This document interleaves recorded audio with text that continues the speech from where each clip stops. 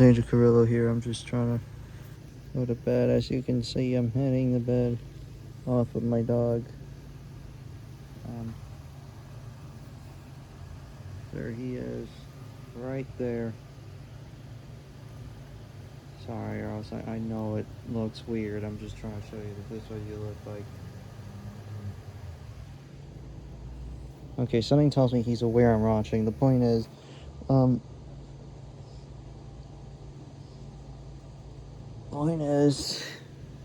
the fact that, you see, I didn't get to finish up my last video, so I'll just try to explain really quick what I was trying to get at here.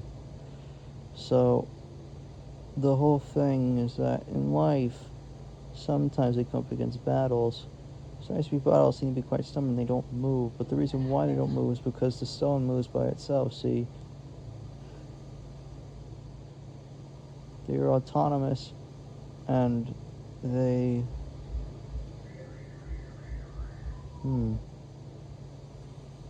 Sometimes they hinder the rope on the cow's yoked back, the yarding, the lead, the yardling, I think is what it's called. They basically hinder the little ropes behind the reins of the cow that you put on a yoke whenever you lead it forward. It's two little lines, and so they basically sometimes don't obey those strings, and sometimes as well the linchpins of life can't even set them straight. There are some things that just, life acts unabating. It doesn't have any mercy regarding it.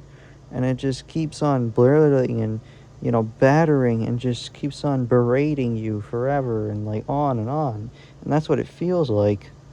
But it's more like that if you keep on working at something, like at art, and you just keep on writing those shapes down and keep on, using art or writing, whatever one you use best, and you keep on, drawing down the shapes, and you use your techniques, and you keep on practicing your skill, and you keep on doing it again and again and again, even if you really despise having to write down the same things until you get it down, and then you shade again and again and again, use perspective again and again and again.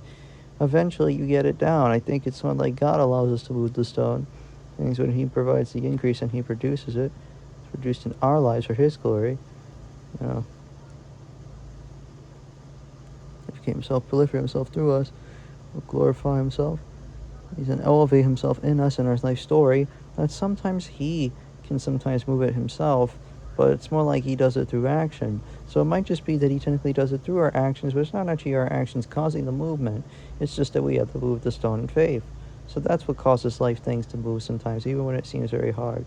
And sometimes we can also get rid of circumstances, again, through the same circumstance, but instead by bleeding and deleting and removing them and deteriorating them out of existence, by doing whatever we must do faith-wise,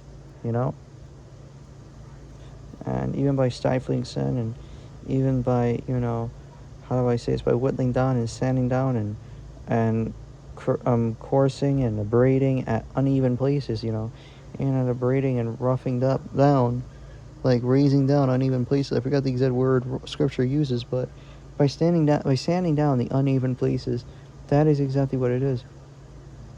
You put the potash of experience on it, and of good wisdom, and of old weazenly life, and by putting down the hard things that you get in life, that right there is what you do, by going through all the tribulations of life, all the hard moments, and then using the experience from that, you can really sand down life pretty well over time. You just learn things better as you get along, especially if someone who's autism. Yeah, you do have to just use experience. Doesn't matter whether you're autistic or not, whether you're not even mentally disabled.